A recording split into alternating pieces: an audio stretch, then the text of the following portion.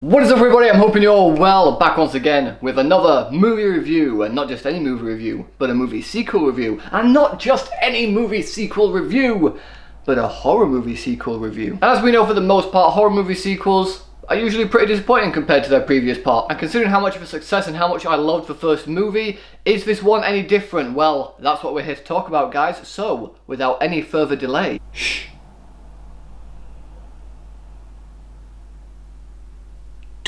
You fucking dare.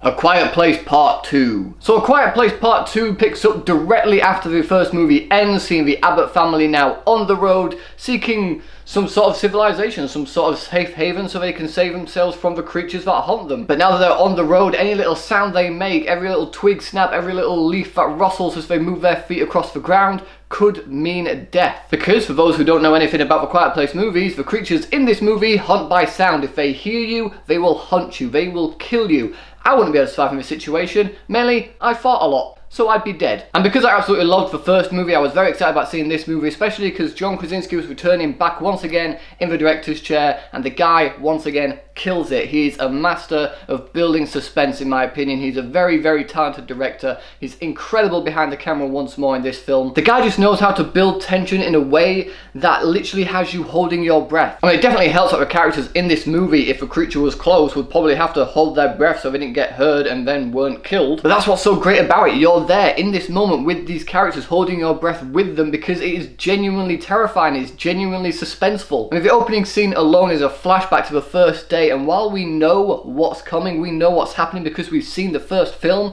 it drags and drags and drags and just builds up the suspense with each and every noise that is made, from a car door slamming, people just going about their usual day, a baseball game of all things. The tension just keeps ramping and ramping up until inevitably that release happens, and it is insane. And insane in a good way, because it really just gets you set into this world once again, and while it gives you a little inkling as to what these creatures are or where they're from, it doesn't outright say where they're from. It doesn't outright say what they are or what made them come to this planet, or if they came from this planet, or if they escaped from somewhere. It doesn't reveal anything about these creatures that weren't already hinted upon in the first film. And I love that intrigue, I love that mystery around these creatures. We don't really know what they are, we don't know how they came to be. And it is that fear of the unknown that keeps us on edge, especially when they're around. And the unique design of the creatures, again, like the first movie, they hear you, they hunt you. That's essentially the premise of these creatures.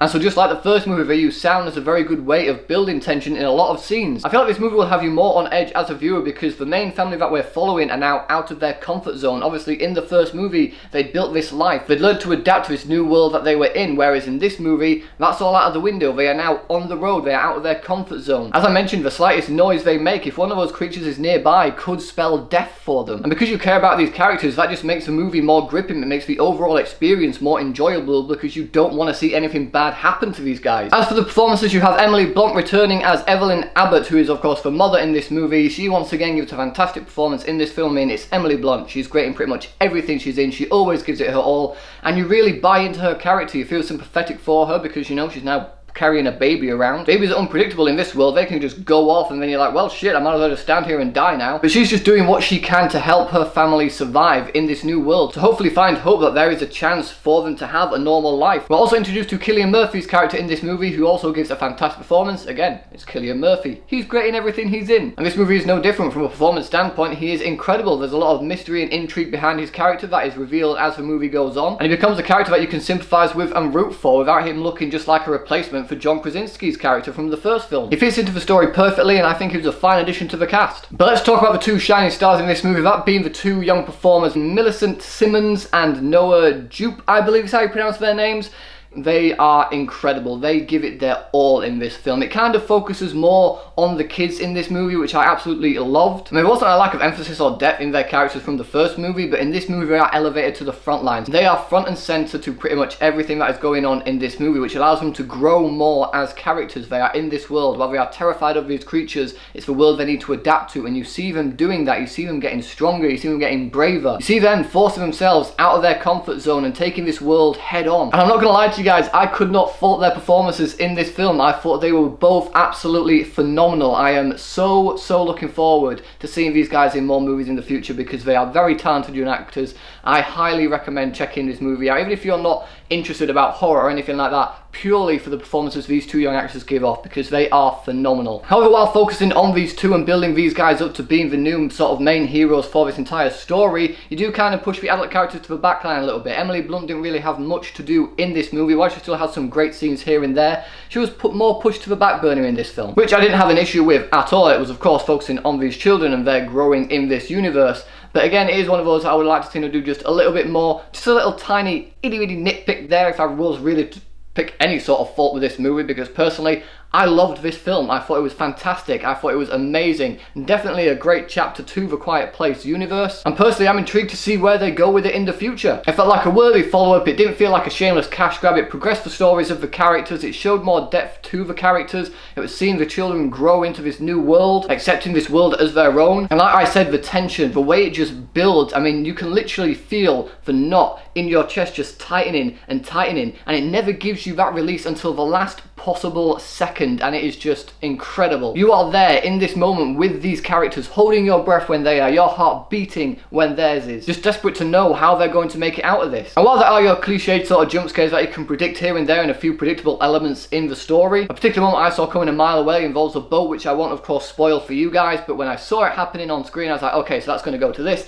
and sure enough that's what happened. But of course it had to be like that for it to get to the main climax of the film. So while it had its predictable moments, it didn't detract from my overall enjoyment of this movie. I do highly recommend checking this movie out. I thought it was absolutely phenomenal. And to be fair, the way that I've heard Stephen King praising the first movie, and I don't know what he said about the second movie, I'd love to see a collaboration of John Krasinski doing an adaptation of a Stephen King novel, because I just think he's that talented behind the camera that he could really build on a Stephen King story to the point where he makes it very suspenseful, very thrilling, and just an overall great movie. So please, Krasinski, King, if you're watching this, collaborate. It'd be amazing. But yes, overall, Quiet Place 2 is an incredible horror movie experience. I loved every minute of this movie. While predictable elements here and there, the performances by every cast member is absolutely top notch. The thrills, the chills, the scares, everything hits its mark perfectly. The score absolutely elevates all of the horror elements, building that tension even more, and also hits every emotional beat that it needs to make us feel for these characters. It's just an outright gripping movie and a fantastic time in the cinema, and so for all those reasons, I'm going to give A Quiet Place Part 2